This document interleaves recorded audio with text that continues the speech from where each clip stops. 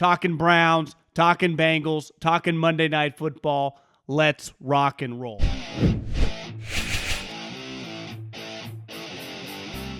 Okay, let's start with the Brownies.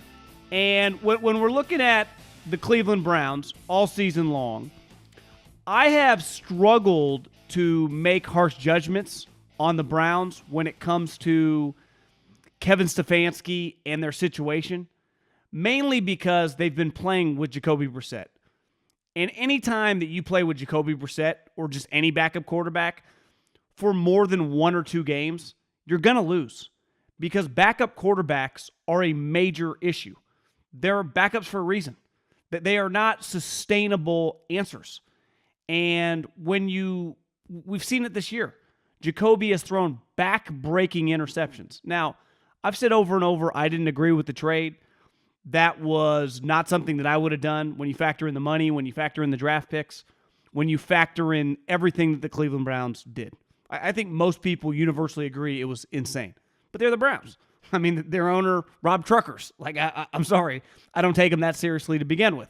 From an organizational standpoint. Now, when it comes to the talent on their team, and you saw it tonight on full display. We saw it last year. Going into the season, a lot of people picked them to compete for the Super Bowl. But the problem was that Baker Mayfield was a disaster.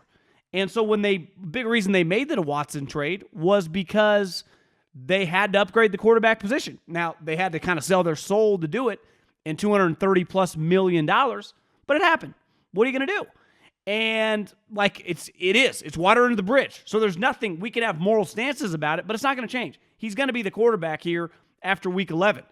But part of the reason they were 2-5 coming to this game, now they're 3-5, and a reason that they're going to struggle to win on a weekly basis is not because of the other players. They have one of the best running backs, arguably the best running back in the league. Myles Garrett is definitely the most talented pass rusher. Bosa, depending on some other guys, like there are other elite players. You could argue he's the best, and their DBs are really good. Amari Cooper's a really good player. So when it comes to Cleveland judging them this season, I'm giving them some sort of a pass. And it's weird. It's a bizarre situation, but that is the Cleveland Browns. That is the hand they were dealt when they made this trade and the dude got suspended for basically the entire season. And no one can dispute their talent because you saw tonight. Now, we'll get into the Bengals here in a second. They got blue chip guys. Their offensive line is excellent. I mean, Nick Chubb, I was talking to an exec earlier in the season, and he thought the 2 best running backs, assuming that Henry was going to fall off, and he just ironically just had 200+ yards, were Taylor in Indy and Nick Chubb. You watch him tonight, you go, listen, I refuse to watch Indianapolis. That is, I'd rather watch fucking paint dry than watch Frank and the Colts play football. But listen, Jonathan Taylor is a stud, but you can't tell me he's better than what we just witnessed. That guy. Because to me, that guy's the total package. Now, I'm not saying Taylor's worse than him, but I don't think right now in the NFL anyone is better than Nick Chubb. But the problem is when your quarterback throws back-breaking interceptions in the fourth quarter, you're 2-5. Or now you're 3-5, instead of being, if you just had solid quarterback play, that's a 5-3 team. And I know a lot of people get very mad at Stefanski, get mad at the play calling. It's understandable. But it's hard to overcome. I don't care if you got Bill Walsh. I don't care if you got Bill Parcells. I don't care. I've seen it with Kyle Shanahan. When he's had to play with backup quarterbacks in years past, he loses. It just happens over and over. It's one thing, a one-off game. You can win a one-off game with a backup quarterback. You cannot win a month full of games. You can't win 2 months full of games. You can't win 11 games. I don't care who's on your team.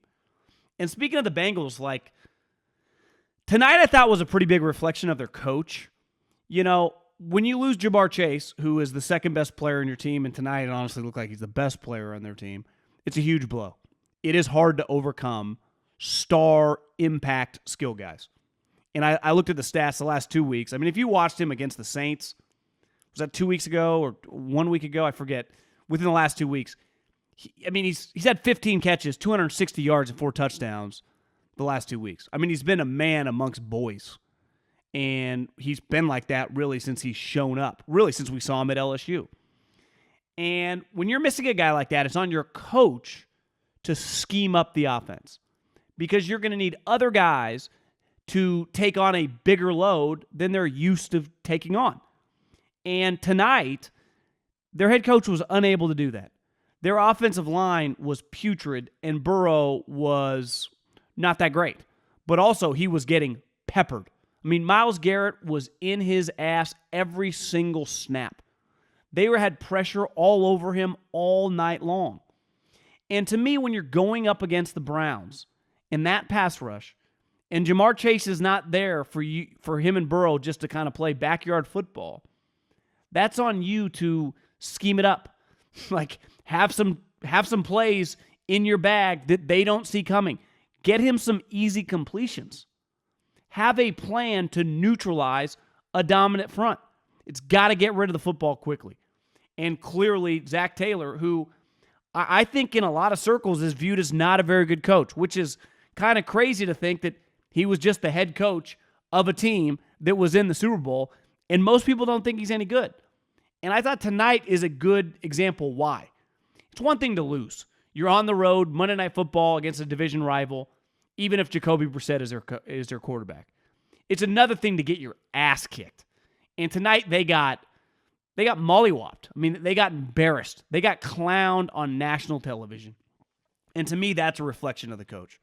When you are unprepared, when you show up lifeless, and you have zero answers to anything, I don't blame him for not being able to tackle Nick Chubb. Like, he's the head coach, and the defense is on, like, it's under his umbrella, but he is the offensive play caller.